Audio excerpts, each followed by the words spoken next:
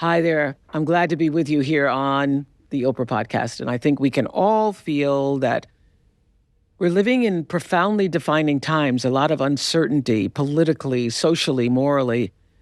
During any kind of change or challenge in my life, I have learned to come back to the center of myself, to go inward and get closer to the source with a capital S of all things, and check my own internal GPS.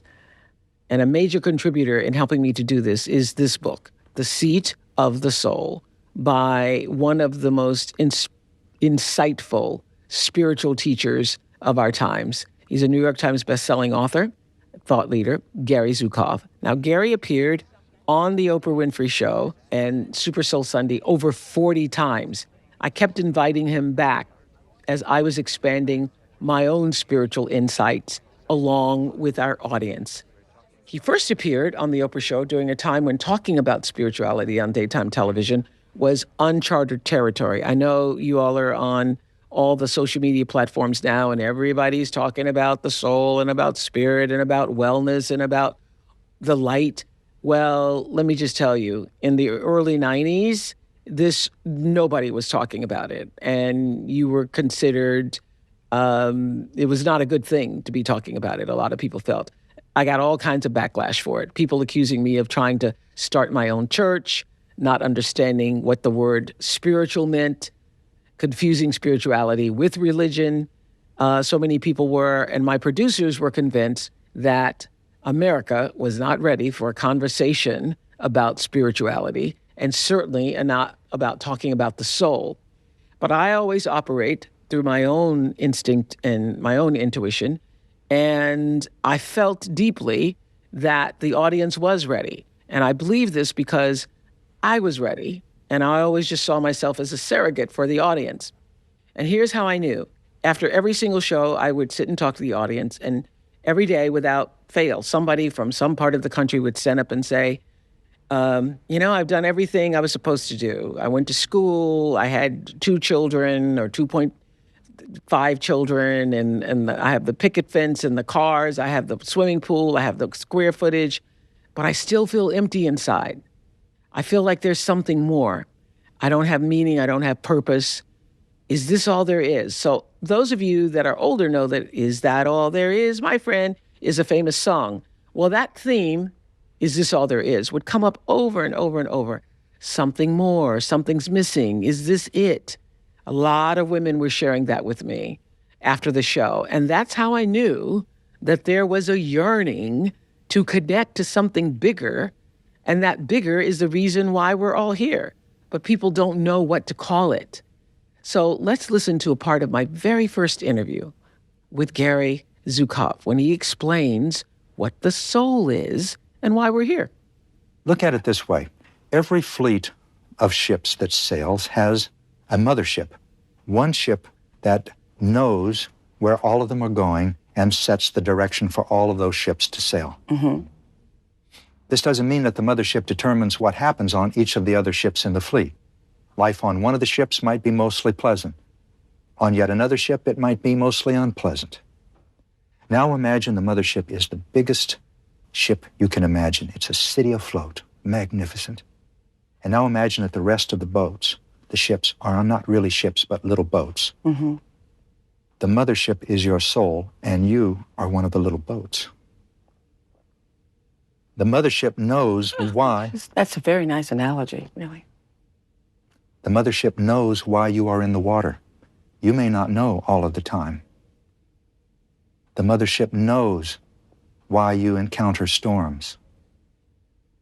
Your job, while you have the awesome privilege of being a little boat, is to learn how to sail in the same direction as your mothership.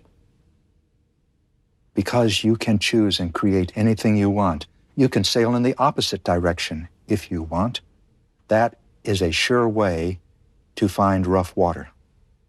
But as you sail in the direction that your mothership wants to sail, your life fills with meaning and purpose and love. You are excited about being alive. You are excited about the people you are with and what you are doing. Because you're following the mothership. That's right. Meaning is your inner compass that always aligns itself with the direction that your mothership wants to go. Okay, meaning. Meaning, your inner sense of meaning and purpose. Say that again. Meaning is your inner compass. Mm-hmm. Got it. Got that much. And as you follow your inner sense of meaning, you are sailing in the same direction that your mothership wants you to sail. Okay, so all the people because I feel like I'm following the mothership. Yes. I do feel that. And that's a beautiful analogy. I don't know where that came from for you, but that's really good. Thank you for that. And that's wonderful for so many people who have trouble with religious terms because they feel religion has failed them for whatever reason. But what about all the people who don't feel that there is any meaning, who are lost? Try something else. I was one of those people. I was angry, bitter, disdainful, judgmental, controlling. I think I left a few out, but that's the way I looked at the world. I was doing the things I thought I should be doing, and my life didn't have any meaning to it. And I used to think, is this all there is? I like that song. It expresses me. There must be more to life than this. That's what a life feels like when you are not paying attention inside to what you really want to do. Maybe you are creating a business because your father wants you to. Maybe you are having a family because your mother wanted you to. Or maybe you're having a family because everything in society says that when you get to be a certain age, that's what you're supposed to do. And you never were allowed or never felt you had the permission or just never did. Look inside yourself and ask yourself, what do I really want? Exactly.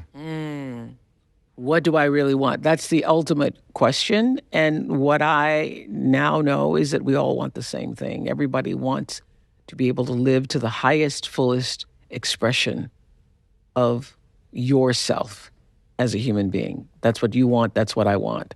And what we all really want, we may find it hard to articulate, is to be authentically empowered to do that. Authentic power. And Gary defines authentic power is when your personality comes to serve the energy of your soul, when that little ship is actually following the mothership. That's the only power that lasts forever. You lose everything else. Authentic power is when you are in pursuit of the energy that your soul came to offer the planet. And when you get that, you no longer are chasing after all the wrong things. And in this same conversation, one of the greatest lessons from the moment I read it is the principle of intention. I believe that the principle of intention, which is aligned with cause and effect, is one of the greatest spiritual principles guiding the forces of our planet. And it is behind every decision in my life now, intention. When I truly got this, everything changed for me. This is the foundational principle that rules my life. Let's listen. The resonating moment of clarification came on page 38, where you say, you're talking about karma, and you say every action, every thought, and every feeling is motivated by an intention, and that intention is a cause that exists as one with an effect. And if we participate in the cause, it is not possible for us not to participate in the effect. And I took from that we have the world that we have created based upon our conscious and unconscious intention to do so. Is that correct? Precisely. Let's talk about cause and effect. It is the single hardest, to me, it seems to be the simplest law. And I think most people, certainly the American culture, is aware of do unto others as you would have them do unto you, which to me is the law of karma, simplified. And people are aware of that, but are not aware that it applies to every single aspect of your being. When, I knew less, I used to think, oh, well, I'll talk about her because I don't care if she talks about me. Because if that's all that's going to happen, me talking about her, it means she's going to talk about me back. That's okay if she talks about me because I don't like her anyway. But it doesn't work that way. I obviously know it doesn't work that way. That it's about the energy that you put out comes back, and it comes back in its own way but in direct proportion to what you put out. Exactly. Here's a device that everyone's seen. When this ball swings out, you see this one registers the effect. Now this is cause and effect. This is the cause, and that's the effect. Suppose we take these away for the moment, and we only have two left, and we do the same thing. Now you see there's a cause and there's an effect. There's a physical cause and there's a physical effect. Intention is what causes the effect. Intention is not physical. You can't see it. You can't weigh it or package it. You can't market it. You can't do anything with it that the five senses can register, but intention is what causes that to happen. Here's another ball. This is the law of cause and effect. I say law because it always happens. It's just what you describe. It's going to happen no matter who you are or what you do. That's right. If there is an effect, if there's a cause, there's an effect. And the two are one. Which means nobody is beyond this law. The intention may be to be kind to a friend. The friend experiences kindness, and you experience kindness in your life. Now, suppose you have another intention. Suppose you want to get the most that you can out of this world. Here's the intention. There's the effect. You exploit the world, and you experience being exploited. Do you see? I see. Wherever the intent, whoever sets the intention experiences the effects of that intention. So if I intend... And you can never have an intention without an effect. Precisely. Yes.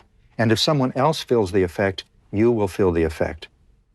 In the East, that's called karma. Here in the West, we call it the golden rule. So if I want to be kind to you, you are going to have the experience of someone with the intention of wanting to be kind to you. And I myself, in my life, am going to experience people being kind to me. But not necessarily from the person you gave the kindness to. No, not necessarily from that person. If you want to see how you were creating in the past, look around you. Do you have loving people in your life? Then you have been loving in your life. Do you have selfish people or angry people in your life? Then look at yourself and you will see that you have had anger in your life. And self-concern. So if you are an angry person, you are going to draw to yourself angry people. You feel better being angry if you're an angry person. If you're around people who are angry, they understand you, and you understand them. If you're selfish, if you're greedy, you will draw to you avaricious people because you understand one another. You know, hell is not something that you're assigned to against your will.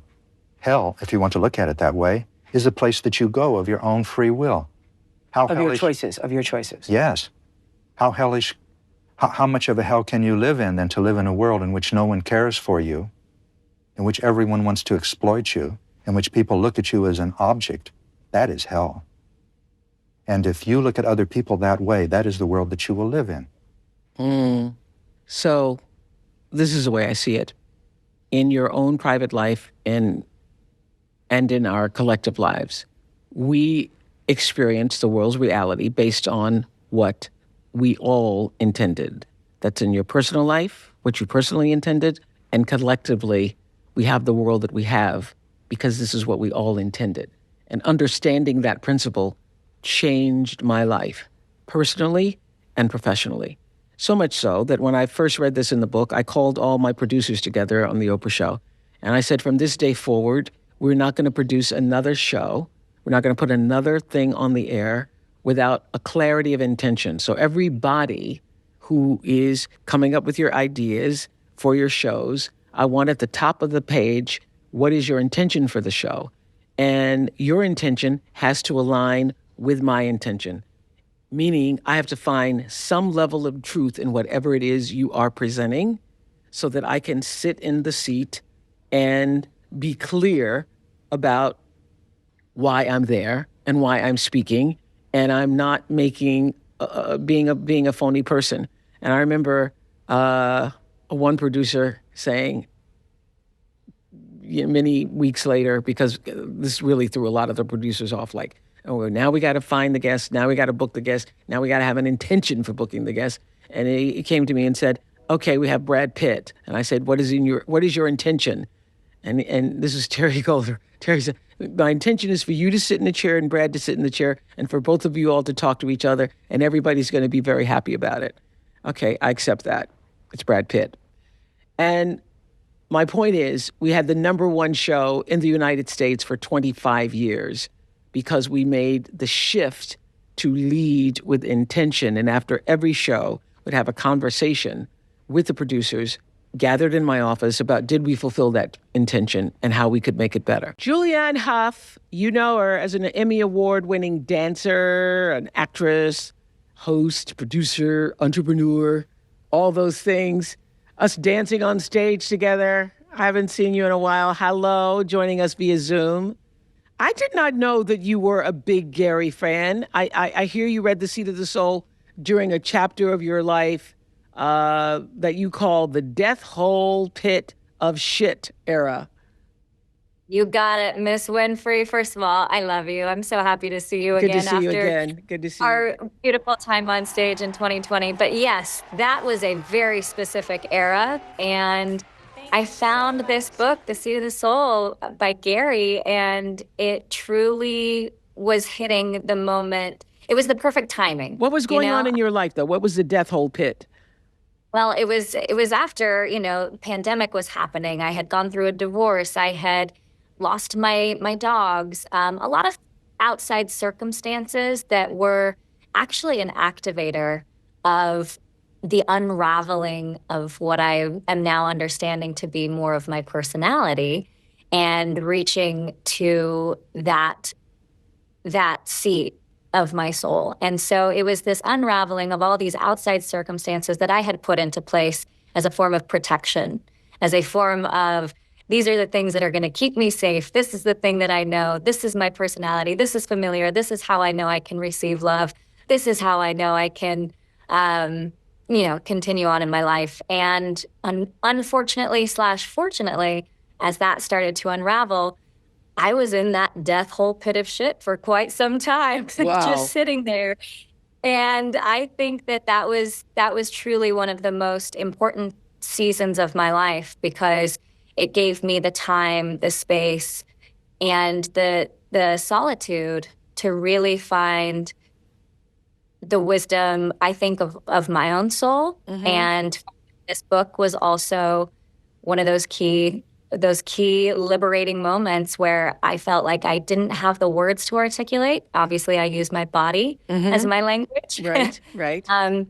But the words that Gary used and uses just made me feel like, oh, I get it. I understand. I have been living from my personality and trying to connect to my soul and having moments of inspiration, but the familiarity was so strong of what I felt was safe, but was actually keeping me from my purpose, my mission, my connection. You say, I know you told our producers that Gary's book has shifted how you make decisions in all of your relationships.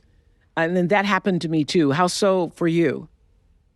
Well, I love that Gary talks about soul agreements. Mm-hmm. I think that a lot of the times, you can see these outside circumstances, relationships, whether they be romantic or, friendships, even the way working relationships, all of it. Working relationships, everything. And I think what I'm so grateful for now is like, wow, this is an opportunity. This is a soul agreement. This is a moment for me to level up and learn something, not with what I can get, but what I can learn. And I see these challenges sometimes in relationships as, wow, I guess it's like a little game. I'm like, ooh, I guess I'm like ready to level up and I'm here to learn something. And when I look back in hindsight, I see them as the most beautiful blessings in my life versus the hardest, even though they were very challenging and probably the hardest seasons of my life, I can look back now and say like, wow, this completely transformed my life. And I'm so grateful for this connection. Did it also help you have more compassion for yourself? It helped me have compassion for myself and others. Yeah. I think there's also another chapter in there that talks about like predator and prey. Yes, I think sometimes we can be a victim feeling like, everybody's out to get me and can I just get a break?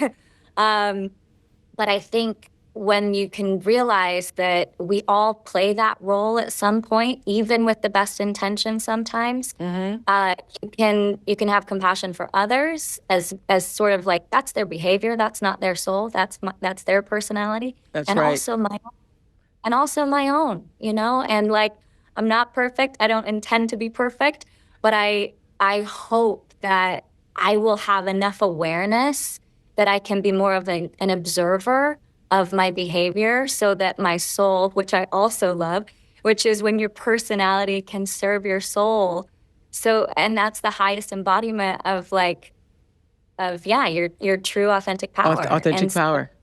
That's the greatest lesson. That was my great takeaway. Was that yours too? Yes.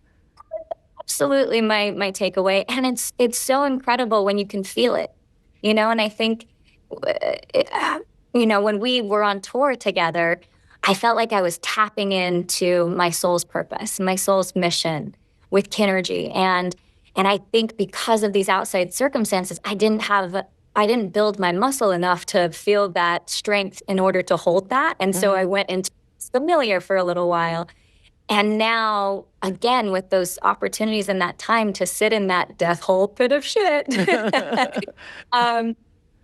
it gives you that time to build and to grow that muscle and to trust. And I think that was the hardest lesson for me, was to actually trust that I was worthy, that my soul's mission and my dharma was worthy enough to be seen. And so, I think now I feel like, as you mentioned, I host, I produce, I dance. All those things. They're all my personality, but they are here to serve really, truly the this bigger next purpose. Chapter and bigger purpose of my life. Yes. May I say, I'm so sorry about that you had to sit in the death pit of, you know what? And I'm really sorry to hear about your dogs killed by coyotes. I know. Correct. I know. I live in California, and it's like we never let Sadie out by herself. It's just like watching a child all the time. Yes. Absolutely is. And again, those were really, really hard times. And coyotes are walking around in broad daylight in the middle of the day now. Or parked, Yes. Going to the grocery store, yeah. Yes, they're out. Thank you so much for talking to us. Thank you. Of course. Mwah. Mwah. Thank you. Sending you love. Chef Todd Anderson is joining us from Southern California. Todd, I hear you're a new Zukav listener, and that you listened to the audiobook of Seat of the Soul for the first time just 3 months ago. How are you just now discovering Gary Zukav? Great question. First of all, thank you so much for having me on the show. Thank you for actually doing this podcast. So I was introduced to the Seat of the Soul by my hairdresser. We tend to sit down and have these amazing conversations that are building and uplifting. And she referred me to check out the book. So without understanding what the book was about, Seat to Your Soul, I really didn't comprehend what that meant. And so I dove into the audiobook, and my first aha moment was when I got to maybe chapter 3. And so my entire life, I've heard people say, follow your soul, listen to your soul, let your soul guide you. And I just didn't know what that meant. I didn't know how to connect with my soul. And so my aha moment was finding out that our personalities is disconnected or separate from our soul. And that our personality is driven by a lot of outside forces. And so as I started diving into the book and start realizing I have had moments where I felt connected to my soul and I felt so empowered. And so that's what driven me to want to dive into the book more. I'm on number 4 times listening to the audio. And it's just one of those books that are life-changing. I feel like every time I listen to it, I learn more. And it's something I just want to continue to build on top of. But it's just such an incredible book. Okay, what is the thing that has stuck with you that you have learned? What is the major lesson? Well, I've really resonated with you at the beginning of the book when you told your story about how you are a people pleaser and how your story when you went to, I think it was Spain, and it was just a quick round trip and really wasn't fulfilling. And so I resonate with that a lot because I'm a people person, a people pleaser. And so a lot of times I'll put my goals and my family and things to the side and say yes right away. And a good example is I had a good friend of mine reach out to me and asked me to do a cooking demo. And before I even thought about logistics or anything, I said yes. And I tend to do this a lot. And so I get to the event. Let me stop you right there. Why did you immediately say yes without even thinking about it? Why did you say yes? Great question. And I think it's something that, followed me through childhood, that I just feel like I always have to say yes for people to possibly so I can feel validated or allow them to know that I got your back and I support you. And so I think it's just always been ingrained in me to say yes, to friends and family and people that I care about. Mm. Well, what I now do is I stop and I say, let me get back to you. Or give me a minute, let me pray on it. One important thing to say is, let me check my schedule. You of all people can say that. And that just gives you a moment to breathe and to separate yourself from an immediate, because you're right, you don't know the logistics, you don't know, maybe you have something else on that day, maybe you have other commitments, maybe you are not going to want to whenever that day comes around. But saying, let me pray on it. I used to literally go pray on it, or give me a moment and let me look at my schedule and see what I can do. Gives you a moment to decide whether intentionally you want to do this. So here's the big lesson I learned from intention that helped me not cure, but certainly manage my disease to please. Because I'm not saying that there still aren't some times that I say yes when I would rather say no, but I never say yes when I'd rather say no without thinking about it first. And I always think about, what is my intention? And if my intention is to serve the other person in making them think I'm a nice person, or to allow them to feel feel better about me, then I don't do it. Because that's just your ego wanting itself to be fed, so that the person says, oh, she's a nice person. He's a nice person. My God, you can count on him. Every time you ask for something, he's going to drop what he's doing and he's going to come to you. So what happens is, I found out, once you are that person, they keep coming back.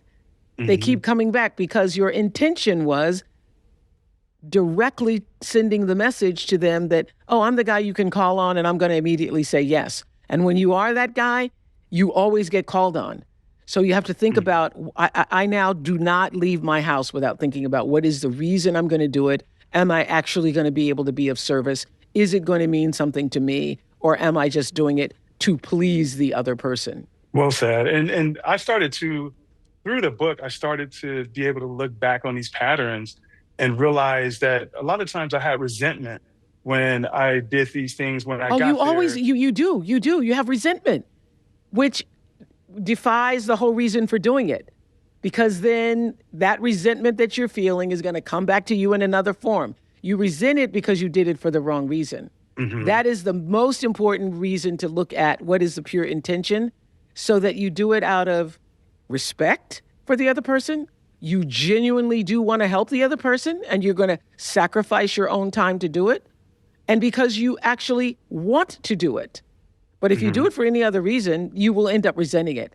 How many times have you been at an event where you just go, I don't even know what I'm doing here. I don't even know. Too many to count. Too many.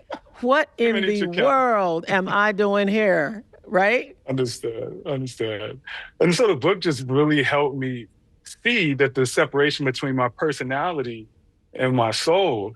And, I wanted to ask you, so I'll go through the audiobook and I'll come out sharp. And for 2 weeks, I'll have intent with everything that I do, but it slowly starts to drift away. And so I will go back to the book and it'll drift away. And so my question to you were 25 years ago and you're still holding, true to your direction. How do you maintain, once you get into the groove of not people pleasing and stay close to your attention? Because my personality is strong. I haven't been able to get my personality to align with my soul. So how do you maintain that? Well, here's the thing. You have to be able to answer the question, and you're not going to be able to do it here now. But here's the question I want you to think about, Todd. Why are you really here? Why are you really here? What is the reason for the life of this human incarnated in the flesh as chef, description of what you do, Todd Anderson? What is the reason for that? And be about the business of serving that reason and that reason only. That is why you're here. I don't know what that answer is, but let every step you take move you into the direction of what that answer is. So there is a thread that connects the dots of all of our lives. For me, that thread is inspiration. Since I was a little girl speaking in the church, Kosciuszko, Mississippi, people were saying to my grandmother, Hattie Mae, that girl is a talking child. That child sure can talk. So I have used my voice as a form of inspiration and inspiring people since I can remember knowing how to speak. For you, maybe it would be food, since you are a chef, using food as a form of an offering and a gift to people, letting people see and feel your spirit, your love, your kindness, your grace through your food. Whatever that is that you've come to serve and be of service to, let every step only move you in the direction of that. And all the other stuff is other people's stuff. Be very clear about why you are here and what it is your mission to do. And don't allow yourself to be taken off the course in other people's business and other people's thoughts and other people's stuff. That's what I would say. That's how I stay on course for myself. Understood. And I thank you for that. And I think something I struggle with is I understand this, but my personality sometimes may put guilt on me. And I know that is, of the outer realm that I can't control, but making me feel selfish for putting myself first or putting my business or my family first. And, sometimes I struggle with, feeling, that is just because you've been taught to believe that you're supposed to put yourself behind everyone else. The real truth is you're supposed to put yourself first so that your cup runneth over and you then have enough to give to everybody else. You're not supposed to be giving from your point of dearth. You're supposed to be giving from your point of abundance. And that is, you will get that with the more you practice it. It took me a while because, I come from challenged, poverty circumstances. And so I grew up with that whole poverty mentality. And so it took me a while to doing the real spiritual work on myself to get to the point to know that I deserve to live in a space of abundance. And the more abundant I am, the more I am willing to share that abundance with other people. Let the lessons continue for you. There are so many. And, I've been reading that book for over 20 years, and I could read it again today and find something completely inspiring for myself. And I know that is true as you continue the journey. Congratulations. Yes, it's so exciting the way the world opens up. That's one of my favorite lessons too. Your personality comes to serve the energy of your soul. One of my favorite. Your intention is at one with cause and effect is my other. That's the one that guides my life. So thank you. Understood. Understood. Have a great day. Have a great life. Thank you. Thank you. Thanks for having me. Blessings. Thank you. Thank you, Chef Todd. So one of the fundamentals of Gary's work is the concept of what he calls authentic power. And he says, when the personality comes to fully serve the energy of its soul, that is authentic empowerment. The secret is alignment. When you know that you're on course and doing exactly what you're supposed to be doing, fulfilling your soul's intention, fulfilling your heart's desire, or whatever you choose to call it, you are your most powerful. As Gary sees it, there are only two kinds of power: authentic, internal power, and external power. We often get the two confused. If you reach outward to make yourself feel worthy or valuable or lovable or safe in the world by attempting to manipulate and control it, That is reaching for external power, for power over what appears to be external. It's the ability to manipulate and to control those things that appear to be outside of you. For example, having a beautiful set of clothes, or a new car, or a new set of skis, or having your dreadlocks arranged in just the right way.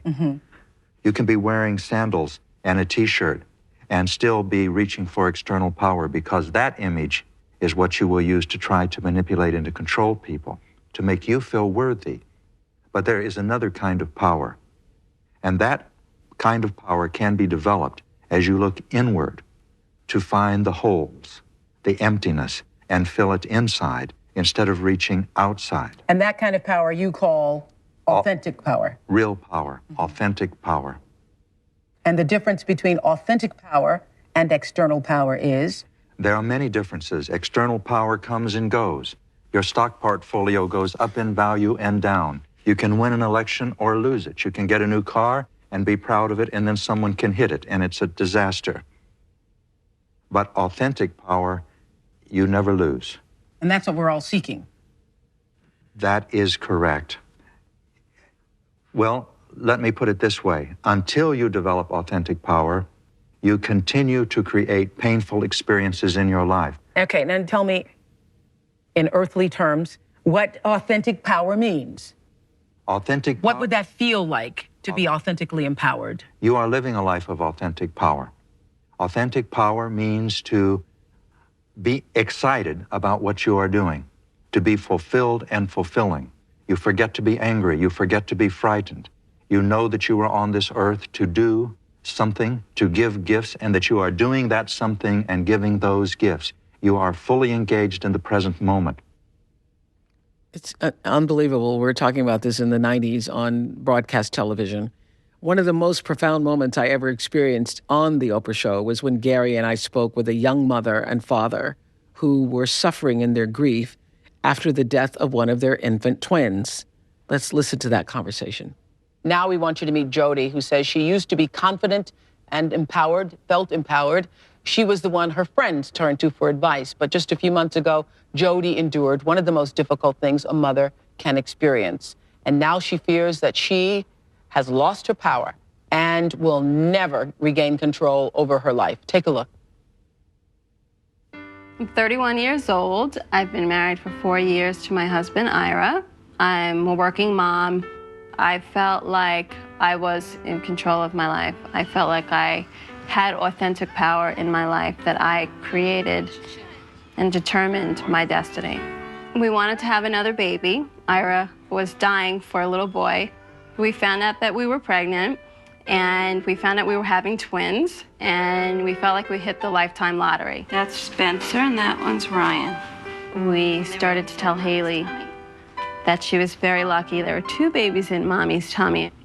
14 weeks before my due date, I went into preterm labor and was admitted to the hospital, and 6 hours later had an emergency C-section.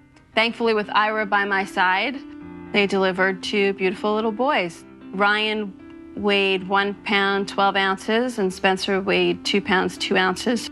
They had, 10 fingers and 10 toes and just looked perfect, but they were also very tiny. On the 3rd day after they were born, Ryan had what they call a brain bleed. Another day later, they called me down from my hospital room. He was in cardiac arrest. I was sitting there watching and hoping that everything was going to be okay, but it wasn't. And then the doctor came to me and said, "We'd like to stop pumping." I told them it was okay, and we said goodbye. They let us hold him for as long as we wanted, and we said goodbye, and we cried. We buried him the next day. It was very difficult because it was a very bittersweet situation. We lost Ryan, and yet Spencer was still there. All of a sudden, I went into a tailspin. I didn't have control over anything. I felt like I didn't know who I was anymore. Some of the hardest times, I think, for me or when Haley asks about Ryan, and I'll have to re-explain, Ryan went to heaven, Ryan went to God. It's hard to feel completely happy anymore, and it just seems to me like sadness and grief are so much more powerful than joy and happiness. I feel like I know what it's like to feel that power and that control over my life, but how do I get there again? How do I not let this loss and tragedy in my life take it over? So I'm going to let you try to answer that. This is a matter of perspective. The perspective of the personality or the perspective of the soul. From the perspective of the soul, interactions between personalities are meaningful. And every soul comes into the Earth School when it chooses, and every personality or soul leaves the Earth School when it chooses. If you look at Ryan as a personality who lived for a few days and then encountered tragic circumstances and died, then you are looking from the point of view of a personality. If you look at Ryan as a soul, like yourself, like Ira, like Oprah, like me, like everyone on this earth that left this earth when it chose, then you will have a different perspective. You will be able to see the gifts that this soul offered to you during its short stay on the earth. You will reach a place in your life where you are grateful that this soul chose to be with you for however short a time. If you do not, you will live your life in anguish, thinking that a tragedy has occurred. Whenever you see your other son growing up, you will say, Ryan should be here. When he graduates from high school, you say, Ryan should have graduated. When he finds his wife, you will say, Ryan should be getting married too. And through all of this time, you will be imposing on your other son a burden to carry, because no matter what he does or how successful he is, he will be causing mommy pain.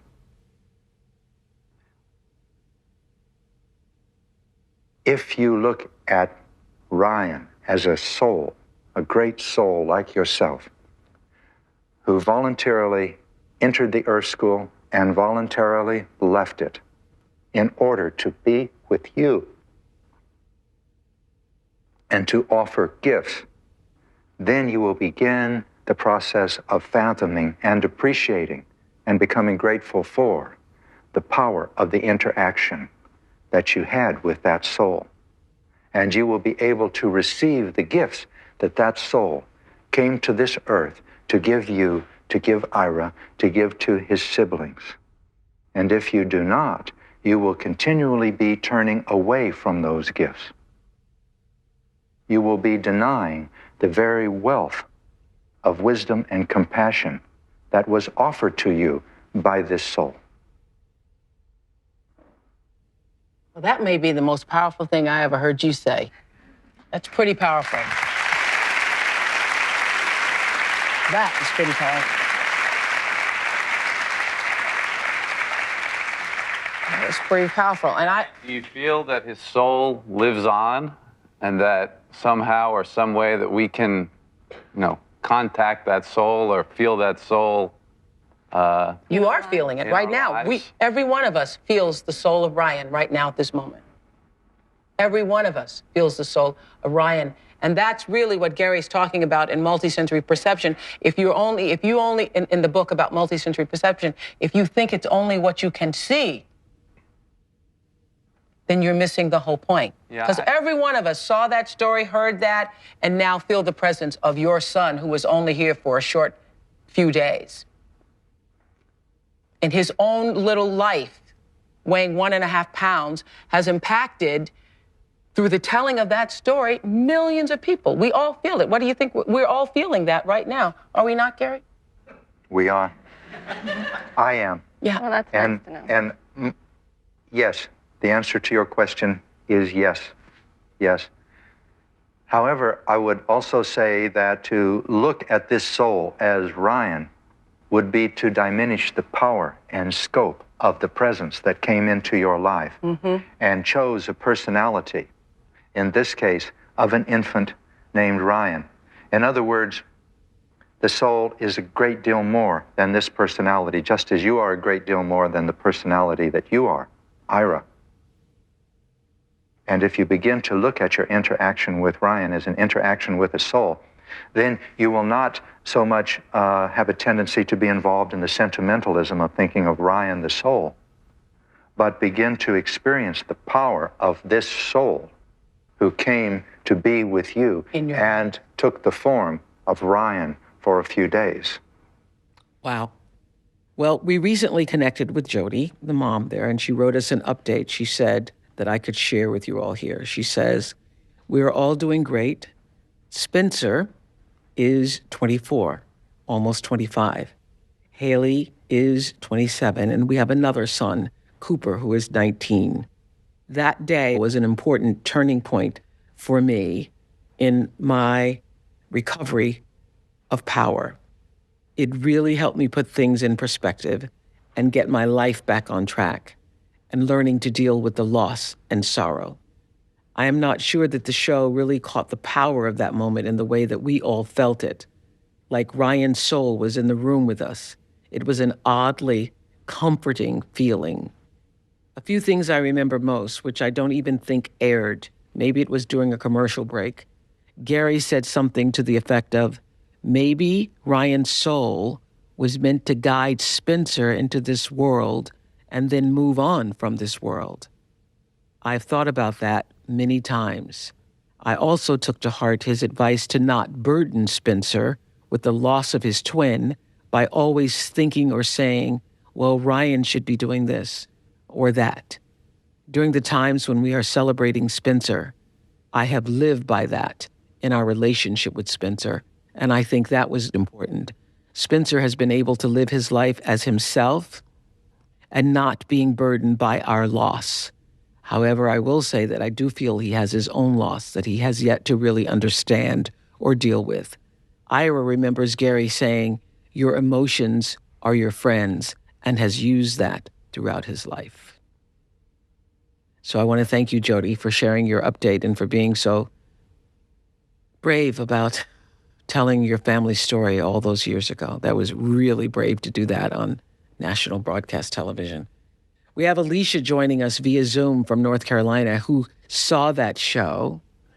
Hi, Alysia. Hi, Oprah. I hear baby Ryan's story had a profound impact on you. I could feel it having an impact on people around the country and the world because, you know, for me, it was always the audience was the rest of the country, and everybody in that audience was so moved by that story, and we could feel the presence of that little baby soul or spirit in the room. And the fact that we were talking about him, as I said, he only lived a few days, and we are sharing that story with people around the world, and you're one of the people who heard it.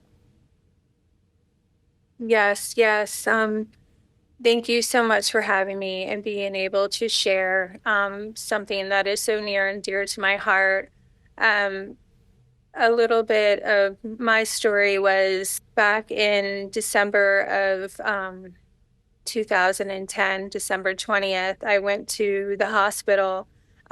So excited to have my second baby girl. I'm an only child, and I just wanted my daughter to have a sister. I was so very excited, and I was past my due date, and I went into the hospital, and I went through the whole process of labor up until the last minute, and things went bad, and they went bad really quickly.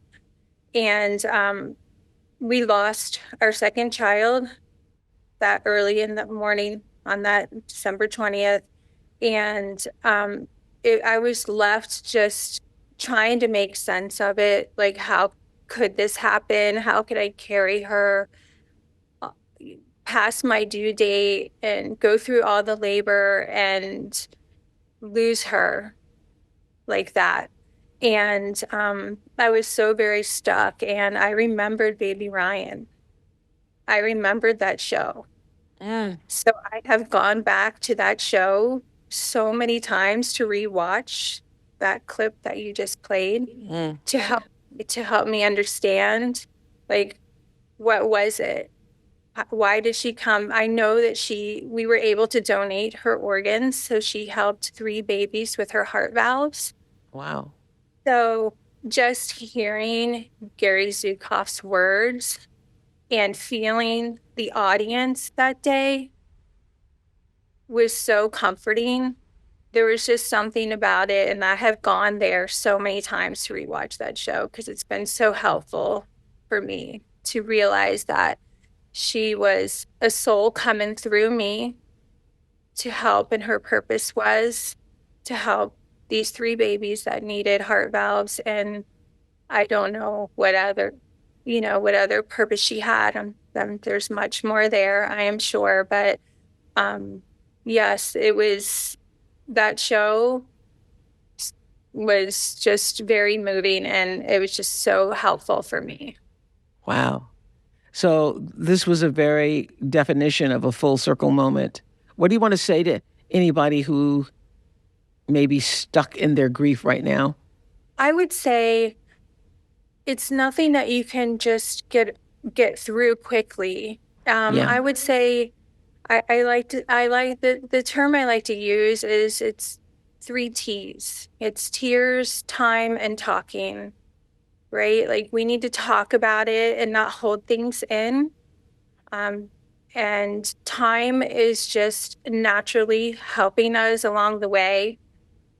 And tears, we have this gift of these tears that come out of our eyes when things are just too much for us to handle. So that's my best advice, is to not try to go around it and actually feel it, because I think that when you go around it, you actually prolong the healing. And just feeling it and crying when you need to cry and talk about it when you need to talk about it, I find was the most helpful. Time, tears, and talking. I thank you so much. I thank you so much for holding that space for Ryan in your heart. And then all those many years later, it comes back and is a balm, is a soother, is a comfort to you. Thank you so much, Alysia. So special. Thank you, Oprah. Thank you. Thank you. I'll never forget another young woman who shared her story on the Oprah Winfrey Show with Gary and myself. Her name is Laura. Let's listen to Laura. This is Laura. Her soul story is a reminder that the universe is always providing us with opportunities to discover a more fulfilling life. About 8 years ago, I was strolling through life, just simply going through the motions, and something happened to me that was going to change my life forever. I was a cheerleader, I was a dancer, I was in orchestra. I used to be the kind of person that was always smiling on the outside, but in actuality, I was dying slowly inside. Since about the age of 14 is when I started feeling suicidal. I started questioning what my purpose in life was, why I was here, would it really matter if I wasn't here? I felt very empty, I felt very lonely. Deep down inside, I think I felt that my parents didn't love me, and I know now that they did, but they never told me that. At the moment that I felt the most suicidal, I had a trip coming up with several girlfriends. Depending on the outcome of this trip was going to decide what my life was going to be. It was going to decide if I was going to continue living or if I was going to take my life. We got on the freeway and noticed sirens behind us. So we pulled into the next lane and we came to a complete stop. We looked up on the overpass and there was a man who was about to jump on the freeway. And there's only 3 cars that got stopped in between the exit and the overpass. And I think we were one of the cars for a reason. And my friend looked at me and she said, "Don't you think this is a sign?" I felt myself looking up at this man, wondering if he was going to jump or not, and wanting him to live. And at that point, I wondered if someone felt that way about me. They did eventually talk him down, and as we went underneath the overpass, I felt a very strange energy go from my head to my toe, and it felt like millions of tiny goosebumps, and I felt power in me, and it gave me the courage to continue to live. And I knew I was never going to feel bad about myself again. I knew someone was looking over me. I think that incident happened just for me. I don't think it was anything of a coincidence. I think I'm very intuitive now. I kind of take the things that happen around me and look at them as new signs and take them as a direction of where I need to go in my life now. What a story that is. What a story that is. You know, I was just saying to Gary, I don't believe in coincidences. I believe whenever anything happens and you are in, it happens in your presence, it's happening for a lesson for you. And what's interesting about that, for everybody else on that freeway who saw it, it happens to them for whatever reason, right. You know, their story. Yeah, I think everything happens for a reason. I don't think there's anything that's bad in the world that happens to you, because I think it's supposed to happen to you to teach you something along the way. If you're open to see it. Yes. Yeah. Yeah. The fact that you would be stuck right there looking at that man on the bridge, getting ready to jump when you'd been thinking about doing it yourself. Mm-hmm. And it all came in the timing with that exact weekend, too. This was the night before we were going to leave for that weekend. And I think I'd been trying to find a way, and I've been searching for something or searching for a purpose, and I wasn't really sure why I was here. And I think at that moment is when I kind of surrendered myself to the universe and realized if you only surrender yourself, you'll realize that your life just goes into place and you find a certain harmony and a certain joy in your life. And if you can live your life with that, then you're blessed, because a lot of people can't live their life with that. If you can surround yourself with a positivity bubble, kind of get all the negative thoughts out of there, nothing bad in your life happens. It's how you choose to react to them. What do you want to say to all the people who felt as she did? I don't know, because I hear this all the time, and you do too on your website. People saying, I don't know what my purpose is. I think my life doesn't have any meaning. And they're obviously, with all the people who are watching us around the country, somebody watching right now saying, I identify with exactly what you said. I don't know what my purpose is. I don't know what is my meaning? Is my life important to anybody? Does anybody care if I decide today I no longer want to be here? And what do you want to say to that, Gary? There are times when I wanted to take my life because my earlier life was so painful and so agonizing in so many ways, and I felt so isolated. But if I had, I would not be able to be here and say to you, you are worthy and your life has a meaning. And it is the universe that you are a part of that is a universe of consciousness and life and love. You do not need to depend upon one other or two other or six other people to love you. You are valuable as you are. And what you do with that life, which is precious beyond what we can conceive, is for you to choose in this moment. But no matter what you do, you are worthy, you are precious, you are a creator. You're worthy because you were born. You are, yes, you are worthy because you are born. Because you are. Laura zooming in from South Carolina. Laura, hi. Hard to believe that was 25 years ago. What happened to you after that show? Oh my gosh, 25 years. Well, thank you for inviting me to share today. I feel so honored to be present in this moment. 25 years ago, I was turning 25 and also starting a new job as a 911 operator. Wow. I was absolutely terrified to share such a personal story with anyone other than my own self.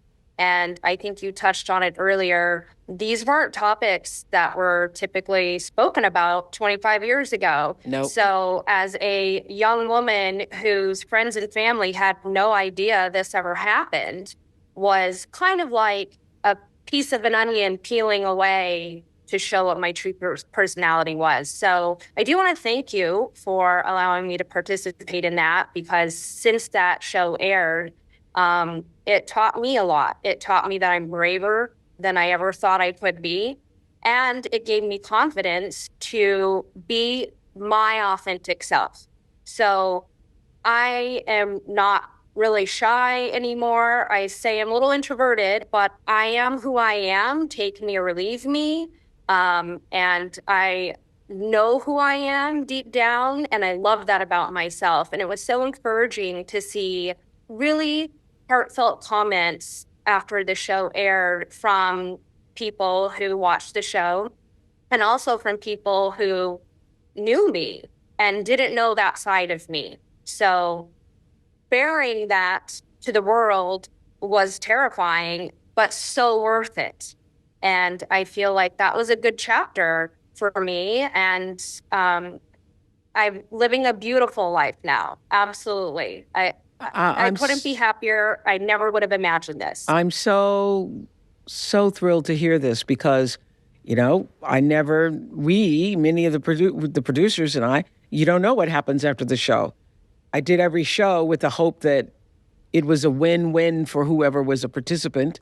Obviously, you coming on and being a guest for us was a win for us, but I always wanted the guests to leave with something that would also be meaningful in their lives. And I think, I didn't know how old you were, but I think, in this world that we live in, where everybody posts all their feelings and what their sandwich was this morning and shares everything, I think it's hard for people to understand what a courageous thing that would have been to out yourself that you were having mental health issues.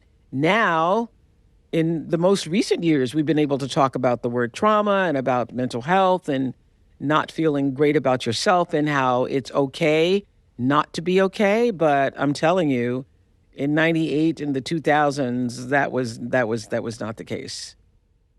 Yeah, no, it was very taboo. You just didn't expose yourself like that. This was before social media. There was no Facebook, like you said, discussing your feelings. And so I guess my way of understanding who I was and feeling fulfilled was the career that I had for 16 years as a 911 operator, dispatcher, eventually supervisor. I loved that job.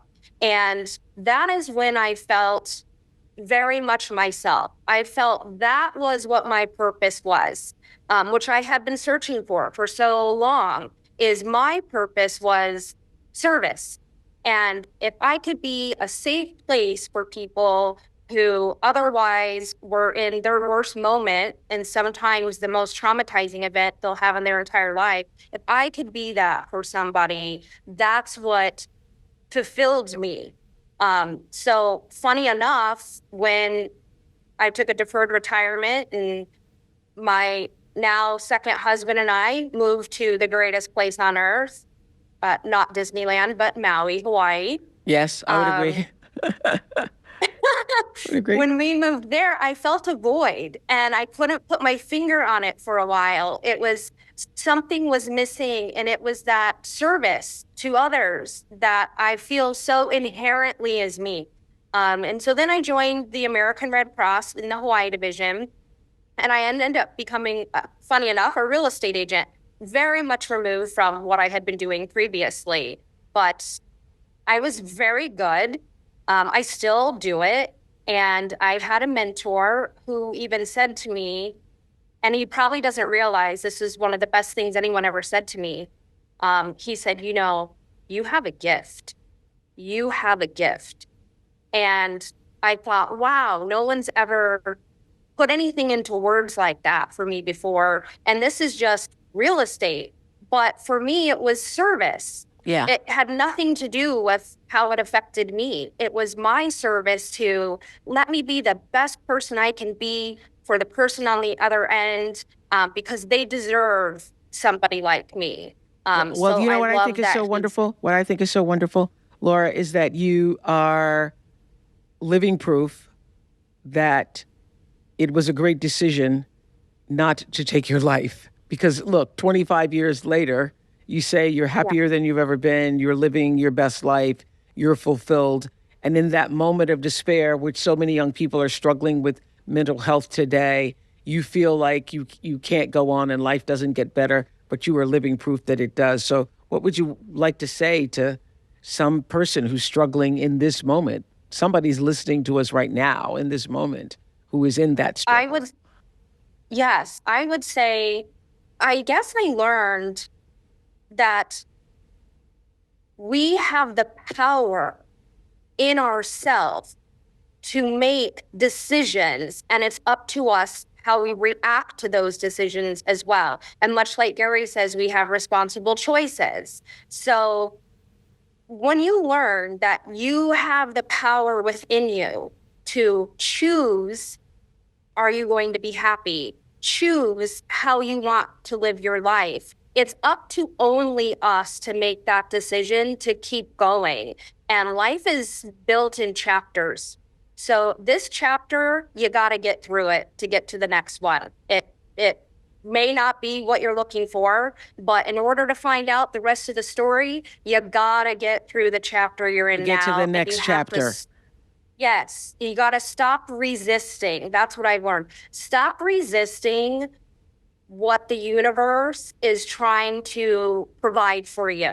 If you just allow yourself, like I said before, if you surrender to the universe and you just allow yourself to feel the moment and be intuitive and listen to yourself, you're going to get through that chapter. And what's on the next chapter could be amazing. And it is for me. I have no better life. I actually married the love of my life who knows me better than I know myself. I didn't think that was possible. So wow, it's amazing. Beautiful, beautiful, beautiful result. Thank you so much, Laura. Thank you so much. Great to hear from you. While we were producing this episode, before I even had the chance to tell Gary that I was recording this podcast about some of his greatest teachings for me, he sent me an email because that's how the universe works. I was thinking about him. He was thinking about me. And I want to read part of what he wrote me because I think it's a really important message to hear during this us versus them mentality that is hurting all of us. He said, our evolution requires us to love. How could it be otherwise? We cannot change a world that is built on manipulation and control with more of the same. When we lash out against darkness, we ourselves enter the darkness. When we have no compassion for those who have no compassion, what is the difference between us and them? We need to choose love over fear. Thank you, Gary, for your timeless wisdom. Gary Zukav's books, The Seed of the Soul, and his most recent Universal Human, are available anywhere you buy your books.